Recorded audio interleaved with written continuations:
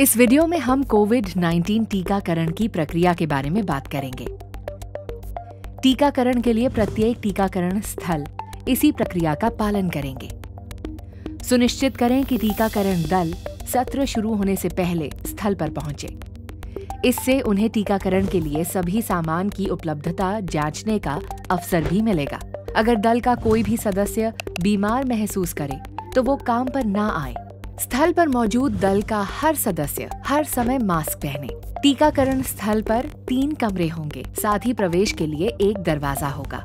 लाभार्थियों की पहचान हो जाने के बाद प्रवेश करते समय उनका फेस मास्क या फेस कवर पहनना सुनिश्चित करें।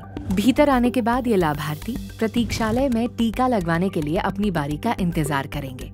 टीकाकरण से पहले प्रत्येक लाभार्थी की पहचान आधार कार्ड या अन्य सरकारी फोटो आईडी कार्ड द्वारा सत्यापित की जाएगी। टीकाकरण होने के बाद लाभार्थी ऑब्जर्वेशन रूम में 30 मिनट प्रतीक्षा करेंगे। इसके बाद ही उनको बाहर जाने की अनुमति दी जाएगी। आइए अब हम टीकाकरण स्थल पर काम करने वाले अलग अलग स्टाफ की भूमिका और जिम्मेदारियों के बारे में और अच्छे से जानते हैं। सत्र स्थल के प्रवेश पर प्रथम वैक्सीनेशन ऑफिसर तैनात रहेंगे। स्थल पर उस दिन जो भी लाभार्थी टीका लगवाने के लिए पंजीकृत हैं, उनकी सूची इनके पास उपलब्ध रहेगी। ये सुनिश्चित करेंगे कि सिर्फ वो लाभार्थी जो पहले से पंजीकृत हैं, यानी जिनका नाम लिस्ट में है, वो अपने हाथों को धोने या सैनिटाइज करने के बाद सत्र स्थल में प्रवेश करें। गैर पंजीकृत लाभार्थियों को आगे के मार्गदर्शन और परामर्श के लिए चतुर्थ वैक्सीनेशन ऑफिसर के पास भेजा जाएगा।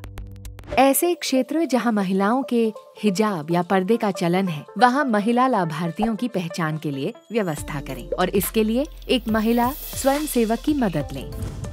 टीकाकरण स्थल पर भीड़ ना हो, इसके लिए लाभार्थियों को सिर्फ निर्धारित दिन, जिसकी जानकारी उनके पंजीकृत मोबाइल नंबर पर टेक्स्ट के माध्यम से भेजी गई है, उस दिन स्थल पर प्रवेश की अनुमति दी जाएगी। स्थल पर प्रवेश के बाद लाभार्थी प्रतीक्षालय में सत्यापन एवं टीकाकरण के लिए अपनी बारी का इंतजार करेंगे। प्रतीक्षालय और अन्य जगहों पर बैठने की व्यवस्था 2 गज की शारीरिक दूरी के साथ की जाएगी। टीकाकरण कक्ष में द्वितीय वैक्सीनेशन ऑफिसर होंगे, जो दिशा निर्देशों के अनुसार आधार कार्ड या अन्य फोटो आईडी के आधार पर लाभार्थी की पहचान को सत्यापित करेंगे। वैक्सीनेटर ऑफिसर यानी टीकाकर्ता के पास भी लाभार्थियों के नाम की एक प्रिंटेड सूची होगी। सत्यापित लाभार्थी को टीका लगाने के बाद वो कोविन एप्लीकेशन में एंट्री करेंगे और उनको कोविड उपयुक्त व्यवहार का पालन करते हुए ऑब्जर्वेशन रूम में 30 मिनट तक प्रतीक्षा करने के लिए कहेंगे। पुरुष वैक्सीनेटर अफसर महिला लाभार्थियों को टीका लगाते समय एक महिला अटेंडेंट का टीकाकरण कक्ष में उपस्थित रहना सुनिश्चित करें। वैक्सीनेटर ऑफिसर्स को लाभार्थियों व अपनी सुरक्षा के लिए टीकाकरण के समय इन सभी बातों का ध्यान रखना चाहिए। टीकाकरण शुरू करने से पहले और समाप्त करने के बाद साबुन से हाथ धोएं। त्वचा पर मौजूद किसी भी तरह के कट या घाव को कवर करें। लाभार्थी की त्वचा पर किसी तरह का घाव, चोट या दाद इत्यादि हो तो ऐसी जगह पर टीका ना लगाएं। कोविड-19 टीकाकरण के लिए केवल एडी सिरिंज का उपयोग करें। हर लाभार्थी के लिए एक नई स्टेराइल पैक एडी सिरिंज का उपयोग करें। ऐसी एडी सिरिंज जिनकी पैकेजिंग खुली हुई या फटी हुई है या जिनकी एक्सपायरी डेट निकल गई है, उनका उपयोग ना करें। सिरिंज को पहले से भरकर ना रखें। हर लाभार्थी को टीका लगाने से पहले अपने हाथों को सैनिटाइज करें। गाइडलाइन के अनुसार उपयुक्त कोविड-19 वैक्सीन की डोज व सही रूट से टीकाकरण करें। सुई को रीकैप ना करें, इस तरह से आपको चोट लग सकती है। लाभार्थी को इंजेक्शन लगाने के तुरंत बाद हब कटर का उपयोग करके एडी सिरिंज को हब से काटें और सिरिंज का कटा हिस्सा लाल बैग में डालें।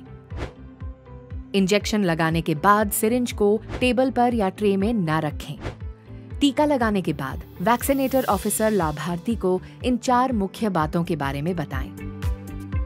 1. उनको कौन सा कोविड-19 टीका लगाया गया है। 2.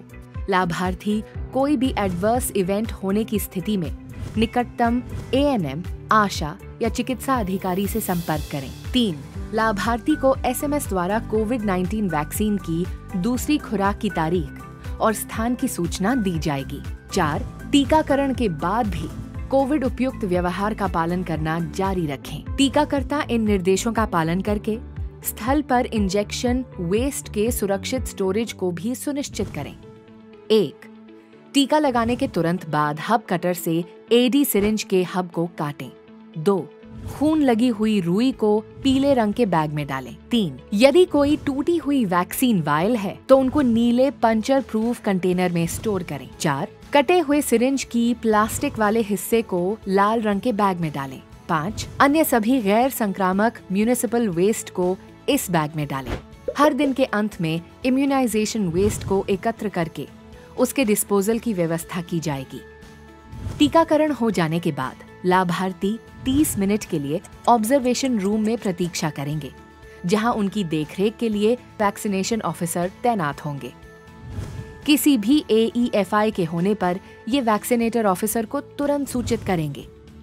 केवल इन सभी महत्वपूर्ण चरणों और दिशा निर्देशों का पालन करके हम ये सुनिश्चित कर सकते हैं कि ये सभी टीकाकरण स्थल सुचारू रूप से चलें और वैक्सीनेशन ऑफिसर्स और लाभार्थियों को कोविड संक्रमण का कम से कम खतरा हो।